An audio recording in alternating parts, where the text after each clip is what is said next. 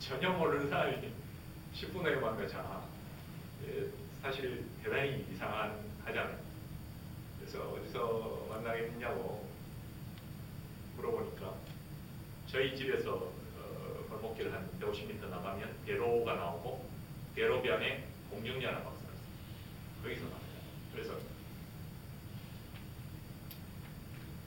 그 길은 낮이나 밤이나 행인들이 굉장히 많이 다니는 차도 많고 행인도 많이 다니는 길이어서 설사 이상이 강도든 납치범이든 사기꾼이든 간에 뭐 그렇게 행인들이 많은데 별일이 있겠냐 이런 생각했어요. 좀 뭐 여러 가지 이상하긴 했지만 그래서 알았다고 하죠. 그러고는 옷 갈아입고 바로 나갔습니다. 나갔더니 가보니까 아주 신처가 건장한 사람이 몸무게 거의 90kg가 넘어 보이는데 또 몸이 아주 달게 잘 돼 있고 그런 몸매고 아버지 몸매에다가 얼굴이 시커멓고 머리는 아주 그냥 기름까지 발라서 아주 깔끔하게 양복까지 해서 깔끔하게 해서 차려는 그런 사람이 기다립니다. 그래서 제가 가니까 반갑게 악수를 하면서 바로 제가 북에서 온 연락원 김철수입니다. 이렇게 그래서 황당했죠. 그 사람이 설사 북에서 온 사람이라 하더라도 황당하지만 그 사람이 북에서 왔는지 뭐 누군지 제가 알 수가 없잖아요. 알 수가 없죠. 저는 그 당시에 당시 안기고의 제1호 요주의 대상인물이었기 때문에 또 뭐 가장 문제가 되는 NL파의 어떤 대표, NL파의 대부 이렇게 불렸기 때문에 그래서 혹시 양립에서 날 대상으로 공작하는 거 아닌가 이런 생각도 들기도 하고 그래서 그 사람은 뭐 반갑다 그러고 그러는데 저는 뭐 반갑다는 얘기도 안 하고 그냥 뜨뜻한 표정을 짓고 있으니까 잠깐 그러면서 그러면서 얘기를 하자고 그래서 그렇게 하죠. 그래서 길을 잠깐 걸어가면서 얘기했어요. 그래서 그 사람은 김성주석이 인생이 쓴 그런 글들을 하나도 내놓지 않고 다 읽어보고는 대단히 칭찬도 많이 하고 아주 높게 평가를 했다. 그래서 김성주석이 이거를 영어, 중국어, 일본어, 프랑스어, 스페인어로 이걸 번역을 다 시켜가지고 뭐 북한의 주요 우방국들에 다 이걸 공간을 통해서 보호하도록 지시까지 하고 그 정도로 아주 정말 굉장히 높이 평가하고 있다. 그리고 북한의 망간부들도 인생을 아주 높이 평가한다. 그래서 그런 얘기를 하고 뭐 그 외에 뭐 이것저것 다른 몇 가지 얘기를 한 다음에 마지막으로 헤어지기 전에 인생이 제가 북에서 온 것을 못 믿을 수도 있겠지만 그러나 며칠 후 며칠 밤 12시 정각에 평양 방송을 들어보면 평양 방송에 이런 말이 나올 겁니다. 평양의 김영희가 서울의 김영철에게 보내기로 한 편지는 보내지 않기로 했습니다. 이런 말이 나올 겁니다. 만약 그런 말이 나온다면 제가 북에서 맞다는 것을 믿어주십시오.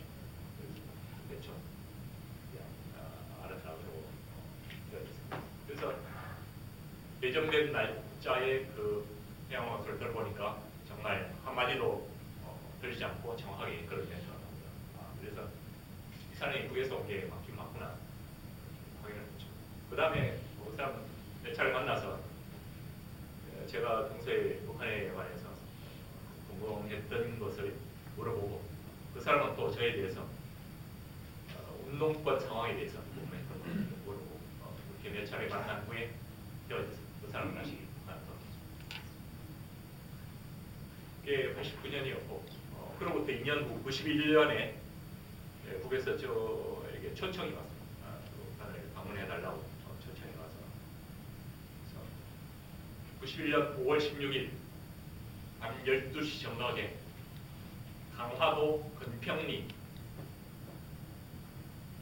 산 바닷가의 산 정상 부근에 있는 쌍묘 묘가 2개 나란히 있어요.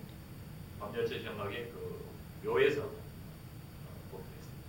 근평리라는 곳이 강화도 서북 쪽은 아니고 강화도 서편 한 중간 정도에 있습니다.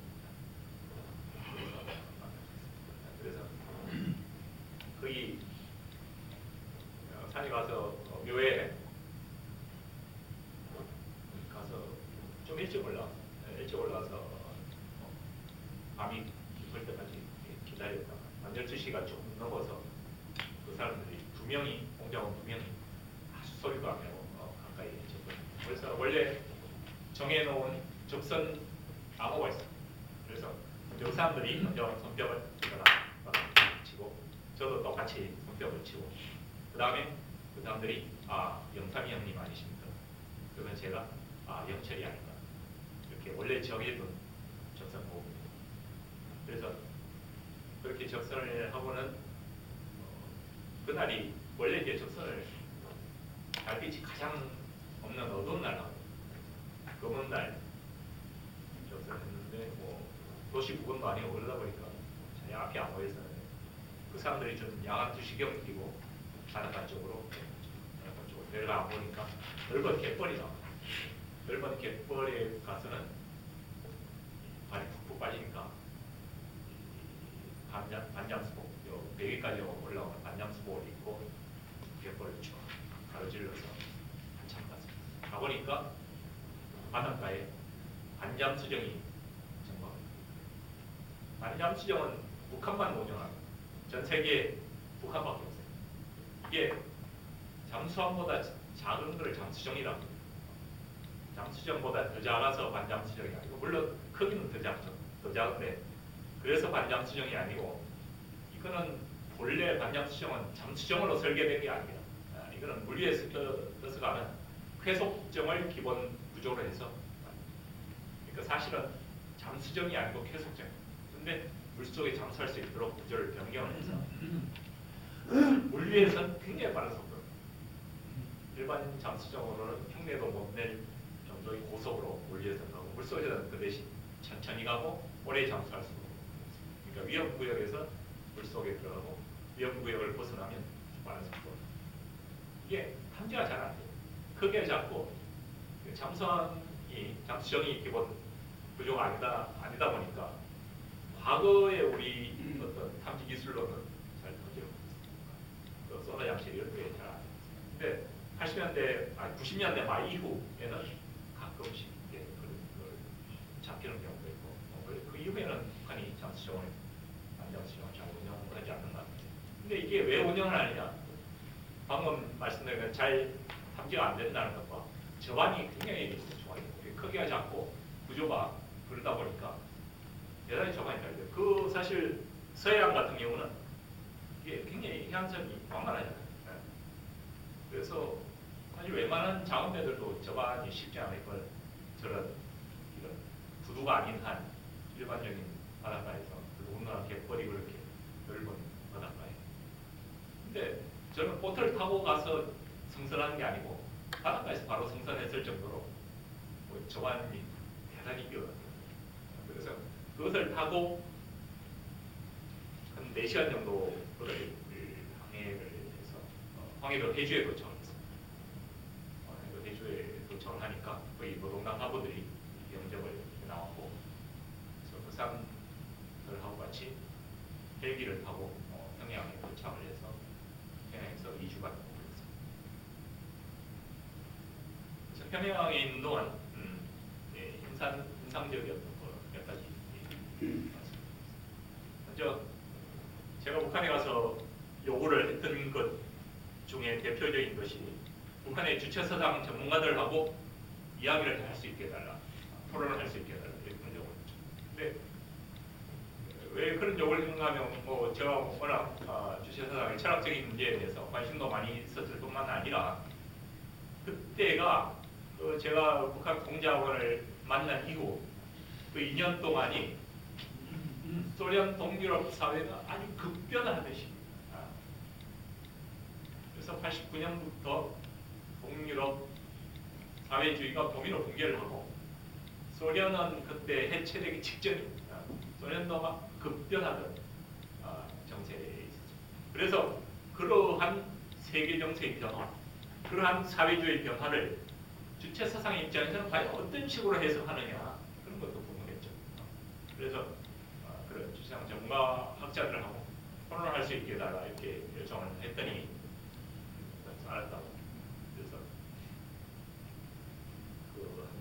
그 당시 한 40대 초반 정도에 보이는 학자 2명을 배치를 해서 한 이틀간에 걸쳐서 여러 가지 토론을 많이 했습니다. 사람들 얼핏 보기에도 뭐 대단히 똑똑해 보이는 사람들이고 실제로 얘기해 보니까 뭐 아주 다방면적으로 지식이 많아요. 뭘 얘기해도 거의 백과사전적인 그런 지식이 술술술 나올 정도로 아주 박학다식한 사람. 그런데 그 사람들하고 얘기를 하는데 그렇게 이 많은 지식을 알고 있는 사람들이었지만 마치 뭔가 벽에다 대고 얘기하는 듯한 그런 기분이 들었어요.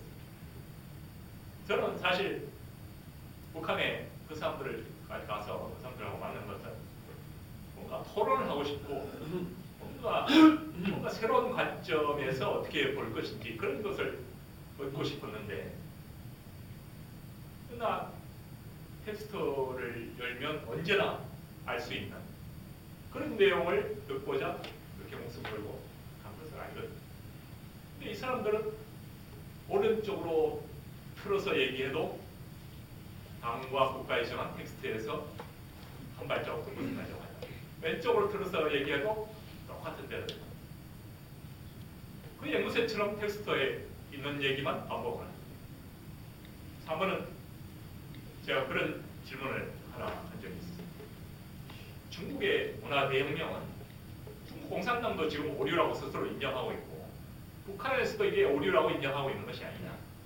그러면 수령이 이러한 명백한 오류를 지금 무발이고 한다면 수령을 옆에서 보지 않는 사람은 수령님 이것은 오류니까 하면 안 됩니다 이렇게 말려야 되는지 아니면 수령은 무조건 무오류니까 수령님 그렇게 하십시오 하고 이게 부추겨야 되는지 과연 어떻게 하는 것이 수령을 보좌하는 사람들을 올바른 표현이냐 과연 어떻게 하는 것이 주체 사상이 이끌한 올바른 수령관이냐 그렇게 제가 질문했습니다. 그랬더니 이 사람들이 핀트가 상당히 빛나는 동문서답을 하는 거예요. 그래서 이 사람들이 내 질문을 잘못 알아들었나 그렇게 생각하고 제가 똑같은 질문을 다시 한 번 더 했습니다. 그랬더니 이번에는 또 다른 방향으로 핀트가 상당히 빛나는 동문서답을 하는 거예요. 그때서야 제가 깨달았죠. 이 사람들이 내 질문을 잘못 이해한 것이 아니라 내가 지금 이 사람들이 답변할 수 없는 질문을 하고 있구나.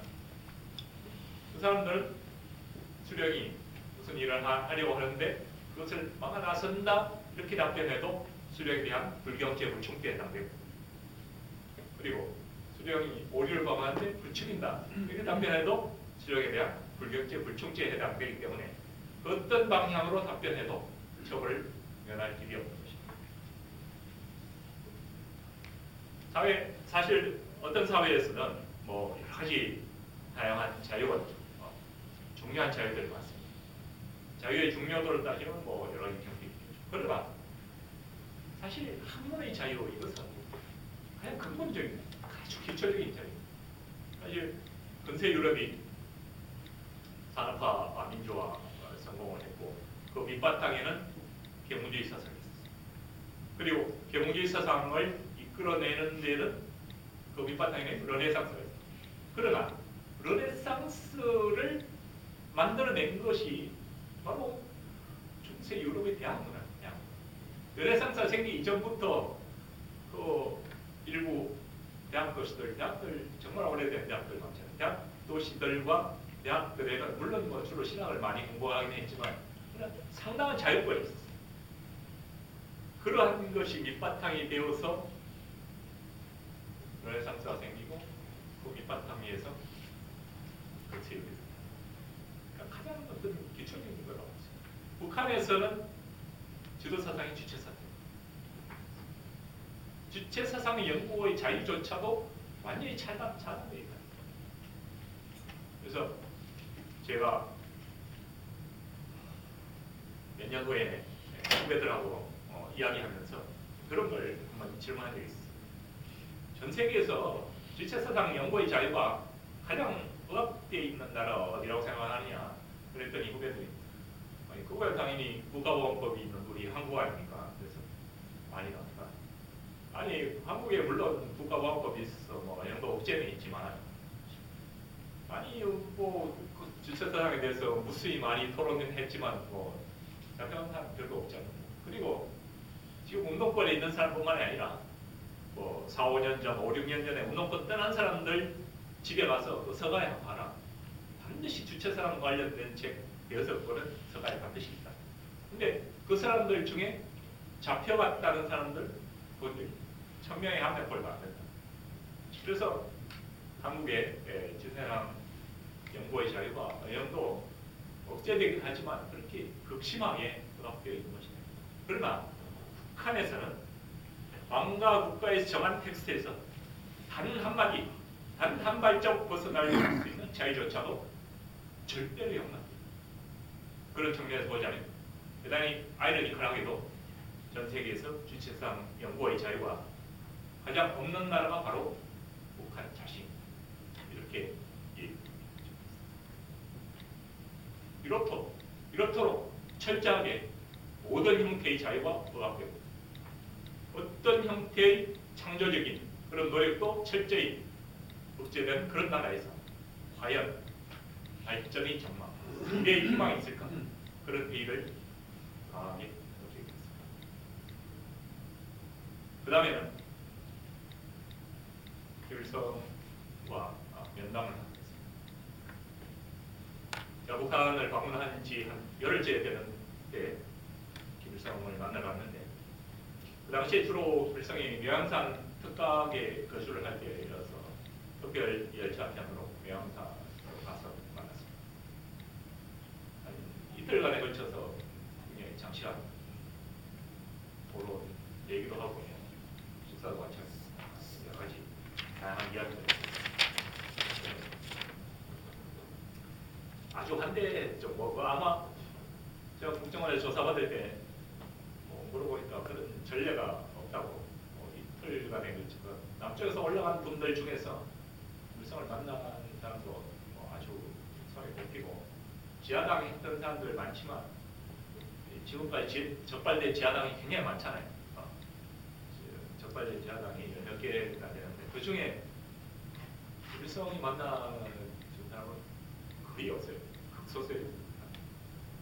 두세 개 정도밖에 안 되고 그나마 대부분 짧게 만나는 이틀간에 걸쳐서 이렇게 만나거나 아마 파격적인 그런 대우를 하는 것으로 추측이 아마 여러 가지 얘기로 기대하고 그렇겠죠. 국정원식 표현을 들자면 김일성이 간첩 1000명 보내도 못했던 일을 23살 대학생이 했던 거에 너무나 이제 놀라서 아마 그랬을 것이다 이렇게 얘기를 하던데 그래서 그렇게 만나서 장시간 이야기했습니다. 평소에 듣던 대로 김일성 아주 화술이 좋고 아주 활달하게 아주 이야기를 잘 저에게